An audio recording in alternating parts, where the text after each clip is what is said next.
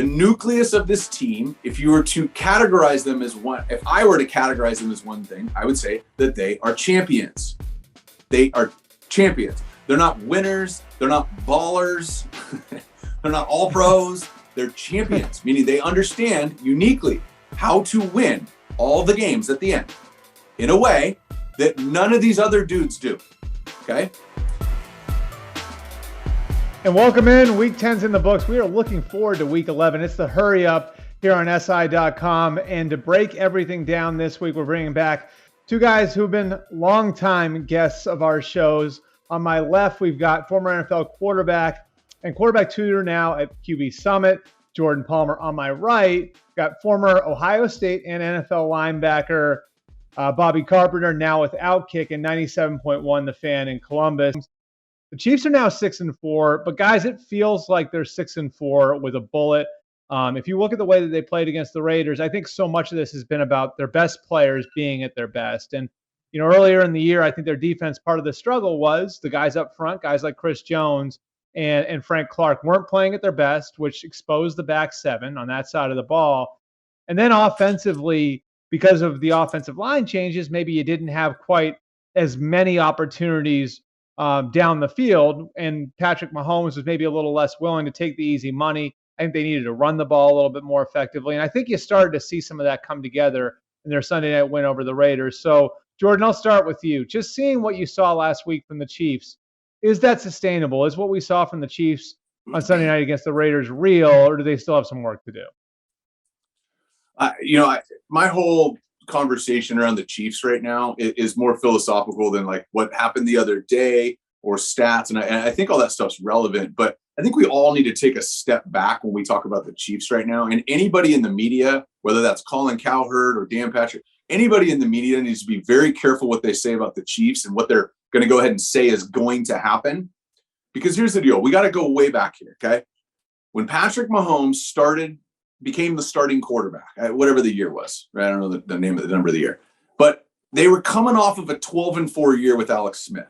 Okay. Meaning they had a good thing going in Kansas City. Then Patrick Mahomes comes on, he becomes Patrick Mahomes, and whatever they did, they either went to the AFC Championship or lost in the Super Bowl, whatever it was.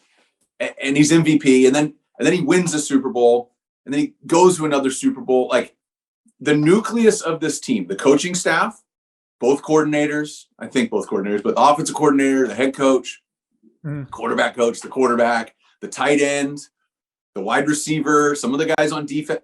The nucleus of this team, if you were to categorize them as one, if I were to categorize them as one thing, I would say that they are champions.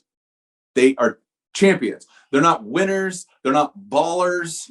They're not all pros. They're champions, meaning they understand uniquely how to win all the games at the end in a way that none of these other dudes do. Okay. There's only a couple of teams where the nucleus are champions, right? That's Tampa. That's some leftover in New England. Like, there's just not that many teams that are champions. Buffalo's not champions. Raiders aren't champions. Rams aren't champions. All these other teams we want to anoint aren't champions. So for us to say all these problems are insurmountable, we don't know, because we haven't seen this group of champions deal with adversity like this. But if I had to bet on it, I'd bet that the champions sort it out, regardless of how the nuance, like the run game's struggling or they can't get after the quarterback in a pass rush. My assumption is that the champions, that none of us really understand what it's like to be that, the champions will sort this stuff out here over the next few weeks, regardless of what deficiencies they have in different aspects of their game. Champions don't sit here and freak out and let the walls cave in and let the media influence how they think and let anybody dictate how they're going to feel about this next week. Champions usually sort that out. All right. So I'm looking at it now, Bobby, and I wanted to make sure I had this right. And I think I do. So the 2019 Chiefs, right? The year they won the Super Bowl, were 6-4. And they were 6-4 after a loss to the Titans. Now they're 6-4 coming off a win now. So it'll be a slightly longer winning streak. But you'll remember that year, Patrick Mahomes got a little beat up. It looked like things were sideways a little bit. And they got their crap together. And by the end of that year, they were borderline unbeatable. I mean, I like the game against the Texans in the divisional round where they fell behind by 24 points and just blew them right off the field. The championship game against the Titans, coming back from behind against the Niners. Do you think that, like, for those guys, and Jordan mentioned like the champions aspect of this, like having I guess the backstory, right? Like for guys like Kelsey, guys like Tyreek Hill, guys like Jones and Clark and Tyrann Mathieu on defense, and obviously Patrick too. Like, do you think it helps knowing like all we got to do is look back 2 years, and we were in this spot where everybody was questioning us in November 2 years ago, and we were at 6-4 and we didn't lose again, and that was all the way through the playoffs. Like, do you think that it's going to help those guys that they only have to look back a couple of years to say this is how it worked before, and this is how it can work again? Well, I think what, Jordan's alluding to, and you've been talking about, Albert, and it's very critical. Like when you've had success before, you've won it all, and you've made deep playoff runs. Like those guys don't panic. Like the New England Patriots, they don't panic. They never panic.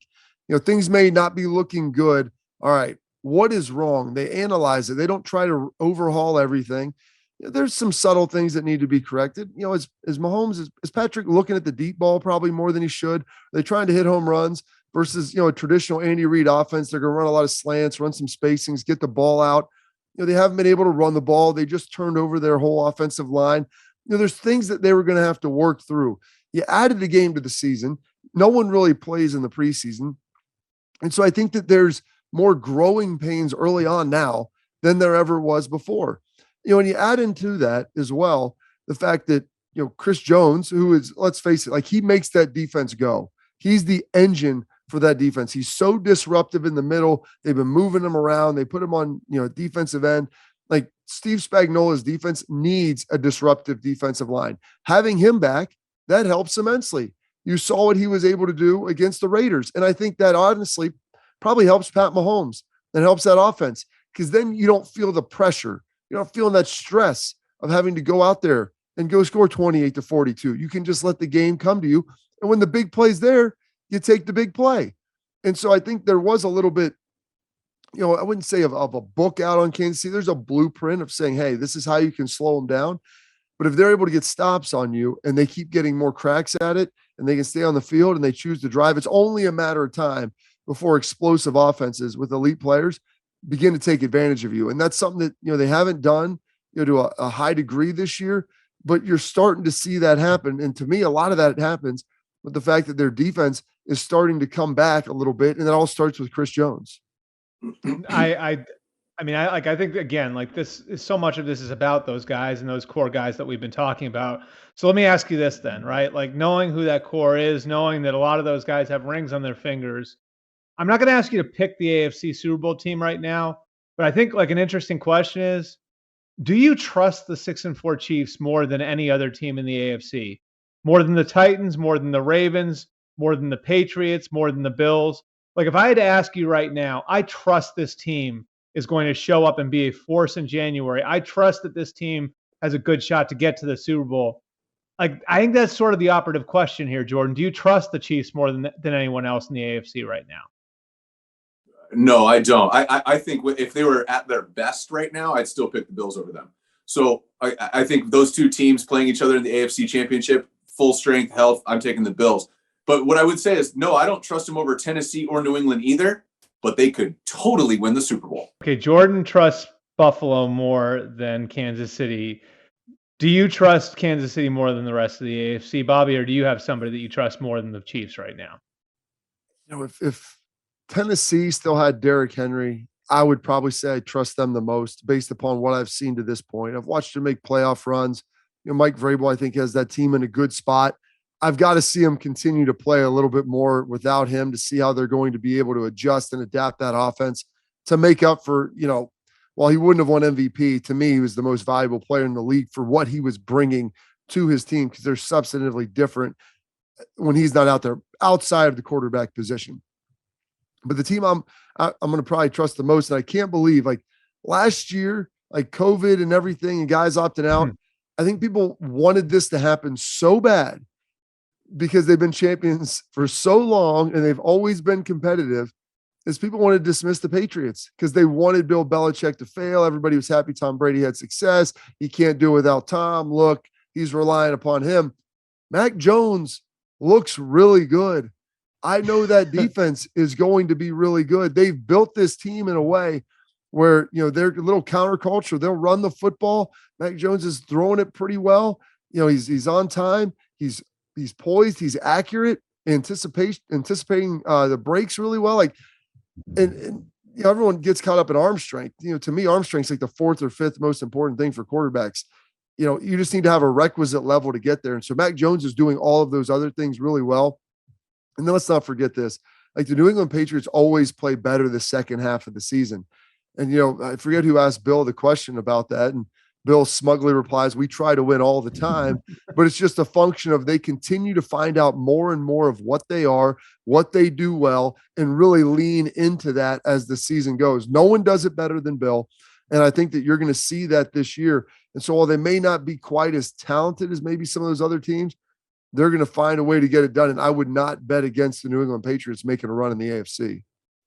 Okay, I'm going to go with the boring answer. I do trust the Chiefs more than anybody else. Like, I like Buffalo, I think, can get there. So I'm with Jordan on that. Like, I think Buffalo is maybe a running game. Like, if they can run the ball more consistently, there's some balance away, I think, from being really, really good. Their defense has come on. And, of course, Josh is capable of playing at an MVP level. And I think New England could be a Super Bowl team next year. I still think they're probably a year away from being where they want to be, where they were a few years ago. So I'm going to go with the Chiefs. I think the Chiefs are the team that I at least trust the most. I picked Buffalo to get to the Super Bowl, but I think I probably trust the Chiefs the most right now. Our third topic for this week, and I can't wait to dive into this one, and Bobby gave you a little teaser there of where we're going here. I want to ask about Mac Jones and kind of where he stands within the context of the 2021 draft class. And, I'm going to get to how we'd rank these guys now based on the half season of information we have on them as NFL players. But Jordan, I want to start with you with a really, really simple question here. What did everybody miss on Mac Jones? And I think it's kind of obvious, but is it what do you think that these teams missed on Mac Jones that caused him to go 15th overall, rather than maybe going in front of guys like Zach Wilson or Trey Lance or Justin Fields? Well, I just think it's like anything in the investment community where you have to decide where you're placing value, what things you think are important. And so if body of work is important, then you can miss on Mac Jones because he really only started 1 year.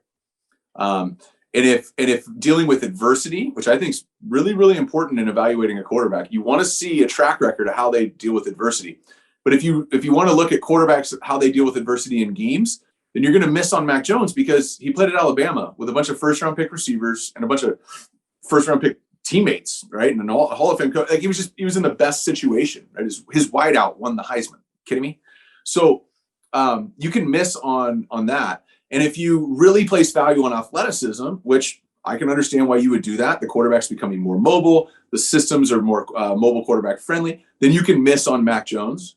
And then if you think about the marketability, Trey Lance is just so cool. He's cool looking. He's got swag. He can run. He can do this. And Zach Wilson runs around and makes these crazy plays. And he's like a Ken doll. He's super handsome. And so if you look at all the things that go into the marketability of a quarterback, and I understand that GMs don't make decisions off that, but I don't believe for a second that it doesn't play some part of the evaluation.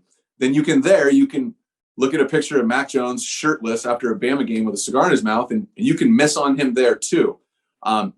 Fortunately for me, on my perspective, is you and I talk and been friends for a long time, Albert. And when I sit there and give my thoughts on draft guys, and I'm in a unique position, I can't sit here and give the pros and cons on both sides. But when I at least put together the pros list and I kind of organize my guys, I don't look at any of those things. I'm just looking at the tape. It's kind of it.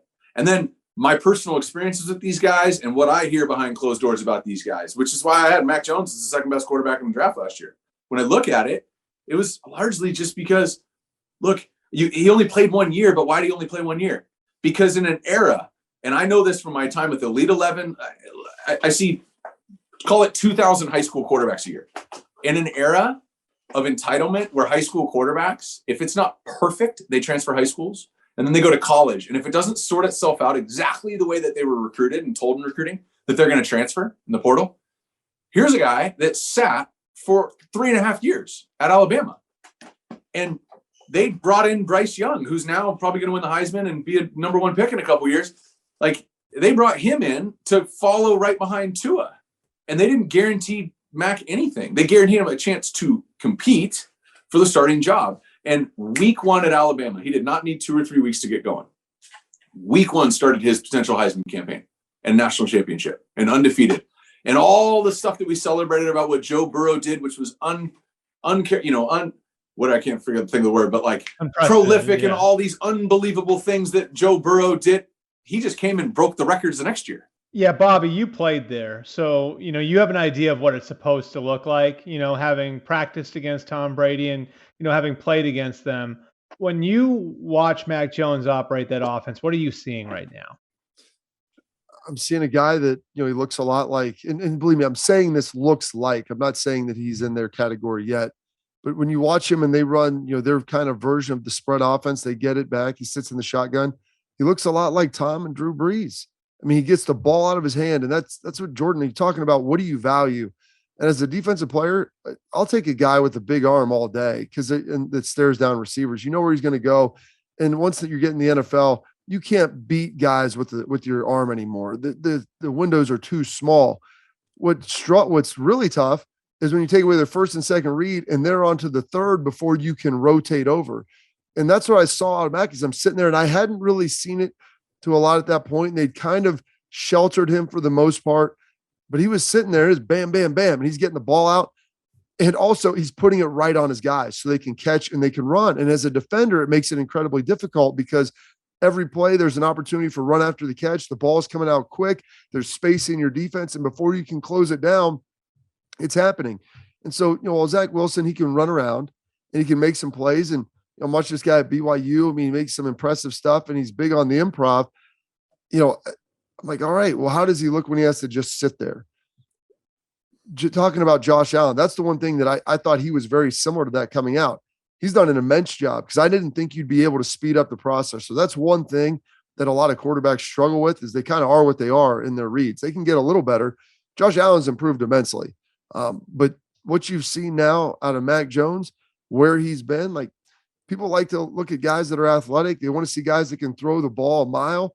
That's how you get a Jamarcus Russell drafted number 1 overall. And sometimes there just aren't a lot of good options. But this year, I liked Mac Jones as long as you're going to ask him to do what he was good at. And that's what New England did. They weren't going to put him in an offense where you're asking him to boot and to run and to be really mobile. Like that's not really what he is. That's a little bit more Trey Lance. That's a little bit more Justin Fields, Zach Wilson to even a certain extent. And so when you look at it, a lot of it is fit. What are you asking the guys to do? And does it match up and does it align with the characteristic and qualities that they possess? And New England does as good a job as anybody of drafting traits that they want and then building an offense or defense around those players. I mean, that's the thing. It's such a great fit there. And that's where I want to wrap this up, because I do think part of it's about fit, right? Like, so I did a little straw poll with about a handful of executives this week to just ask them, like, after having that half season of information, like, where would you draft these guys now? And the response I got unanimously, Trevor Lawrence still number 1. But then the question on who goes second was actually between the guys who went 4th and 5th in the pecking order, and that's Justin Fields and Mac Jones. And the answer I got there was sort of, it depends on what you want, what type of offense you want to play, what you value. But those would be the next 2 guys, and then Trey Lance and Zach Wilson after them. Jordan, I'll start with you on this, and we'll make this one a little quicker. What order do you think the quarterbacks would go in if they were redrafted today? Well, I think they kind of went to really good situations they went to the right situations for themselves. I think it kind of matches it. So it would depend on which the order of the draft was. I don't know that Mac Jones would have that much success with the New York Jets right now. I don't think he would. I think Chicago, I think it'd be hard for Mac Jones to have success there. Trey Lance, I don't know if everything happening in San Francisco, them feeling like Jimmy is the better option and let's let him learn at a slow pace. Well, I don't know that Josh McDaniels' offense is going to be easier to learn than that and less comprehensive. And so I think they kind of went where they should go. And I think I look at it from this perspective because I'm in a tough spot. I can't sit here and rank these guys. I just think Mac Jones it went to one of those situations where we have a couple of them in this league right now, where it's the perfect person in the perfect situation. Josh Allen in Buffalo, don't change a thing. It's perfect. The way they built around him, the city, all of it. Lamar Jackson in Baltimore, the way they run that offense, the way that they've drafted and brought in free agents, and the way that the mentality, all of it, right? You think of when Jared Goff was in LA, that was as good a setup as you can ask for, right? And that's different because it's, they brought in a veteran. Patrick Mahomes in Kansas City, the new one of those, that perfect example, it is Mac Jones going to New England. Now, I think Mac Jones, the only one I would switch up is if Mac Jones would have gone to San Francisco. I think San Francisco would be I think he'd be starting. I think it'd be a different team right now. Okay, Bobby, maybe you're free to rank them then. If you put your GM hat on right now, how would you rank them? Yeah, I think obviously Trevor, number one, based upon what you've seen. I mean, he's had some struggles, but he's in an offense, that's kind of void of talent right now. And I think you saw a lot of the same struggles, with Peyton Manning his rookie year. Not to say that he's going to be Peyton, but young guys struggle, especially when they don't have great players around them. I'd probably take Mac second based upon where, and like Jordan said, a lot of it depends on who's drafting where. But if I had to rank these guys and could put them in the ideal system, I'd probably say Trevor. Then I'd say Mac. Then I would say Justin Fields, Trey Lance. And right now I'd put Zach Wilson at the bottom. Now, is that fair to Zach? Well, he obviously doesn't have a lot of talent around him. I watched Mike White do some interesting things with it. I think Justin Fields has shown as much in the last couple of weeks as anybody. His athleticism is obviously unquestioned, but you see him in prime time leading drives at end of games, against the Steelers. That showed me a lot with what he was able to do. And then we just have such a small body of work right now on Trey Lance. Like, we've seen the most out of Trevor. We've seen the most out of Mac, and then Justin probably right after that. But the body of work is important because to watch how these guys improve. And I've watched Trevor improve. I've seen Mac improve an immense amount. And I've watched Justin improve and look like he's starting to turn a corner a little bit. And so you got to watch and get a whole season or two under these guys, but that's kind of where I'd lean with them right now. Okay, to my left, that's quarterback trainer at QB Summit and former NFL quarterback Jordan Palmer. To my right, it's former NFL linebacker Bobby Carpenter. You can catch him at Outkick and on 97.1 The Fan in Columbus. Appreciate you guys coming out. That's the Hurry Up for Week 11. We'll see you guys next week.